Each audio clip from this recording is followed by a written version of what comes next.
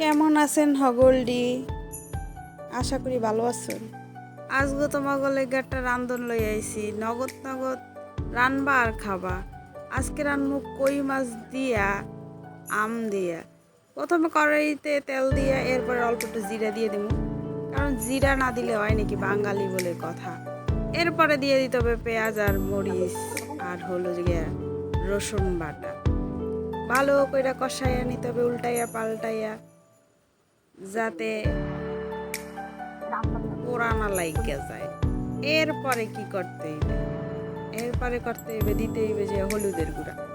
ভালো মতো লাইড়া চাইরা একেবারে সুন্দর মতো কষাইয়ে নিতে হবে।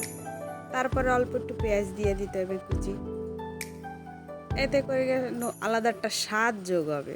এরপরে দিয়ে দিব হইলো যে আম। আম দিয়া খাইতে কই মাছ দিয়ে যে কি যে মজা, খালি যারা খাইছে হেরা জানে।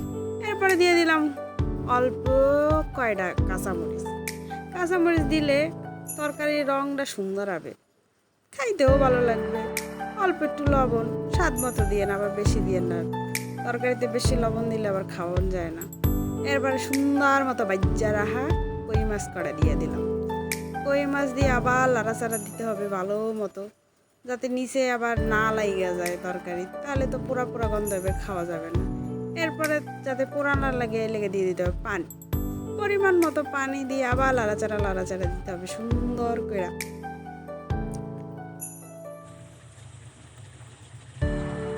যখন টকবক টকবক টকবক করে ফুটবে, এবার আবার একটা লাড়াচাড়া দিতে হবে। লাড়াচাড়া দিলে এমনভাবে দেবেন না যাতে আবার ভাঙে যায়। অল্প কুচি করা ধইনা পাতা দিয়ে দিলাম, এতে আবার আর এক রকমের একটা সুন্দর গন্ধ আইবে। তো আবার অনেকে বলবেন গন্ধ কি, সুবাস সুবাস আসবে। এই দেখেন লাড়াচাড়া দিয়ে নামাই গেলেছে, ওইটু দেখাই নেই আর আপনাকে কি সুন্দর দেখাইতেছে। খাইতেও বেমেলা ভালো হয়েছিল।